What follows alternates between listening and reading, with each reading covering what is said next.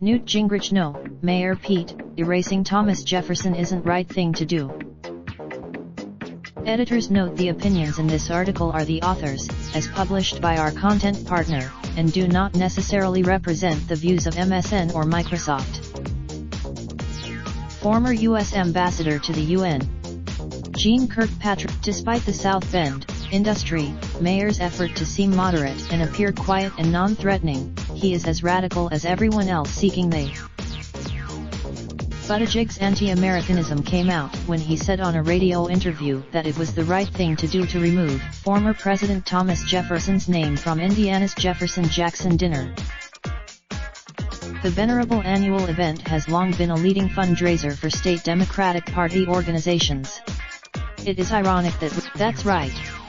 In addition to author, but now, 227 years after Jefferson helped create the Democratic Party, the new radicals believe he isn't fit to be in their company.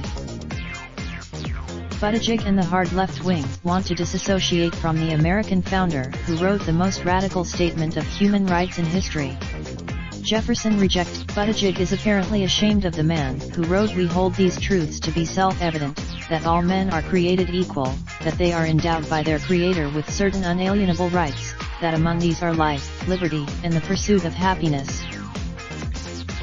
After 243 years, no other phrase has had a greater ability to limit government power. You and the Democrats are no longer interested. Of course, Sr. Bernie Sanders. However, I think most Americans understand that if you believe in freedom, you must honor Jefferson, not Karl Marx. George Washington. Buttigieg is a shrewd politician and a savvy operator. He can tell which. The effort to blacklist Jefferson shows that the left's campaign against American history is no to limit ditto Confederate war memorials and other low-hanging fruit. The left's totality. Even George Washington, America's first president, has been at a ditto the chopping block as part of the liberal campaign to replace the ideals of America's founding with the progressive values that emerged from the radicalism of the 1960s.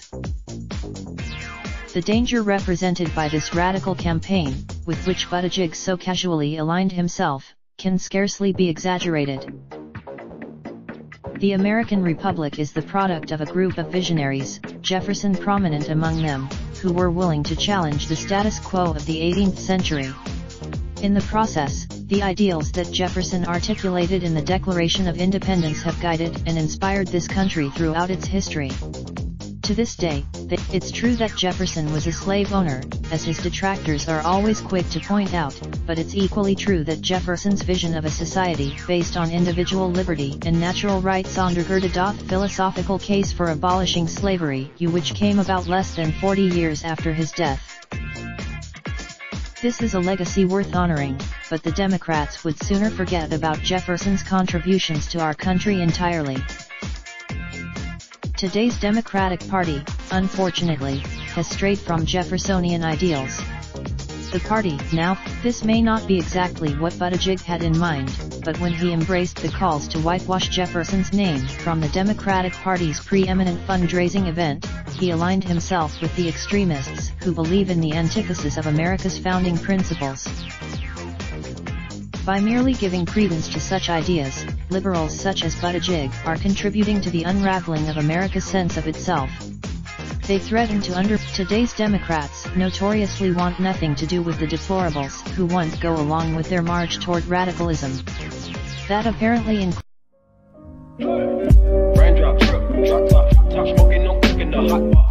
Fucking on your bitch, yeah, that. Looking up, open the park.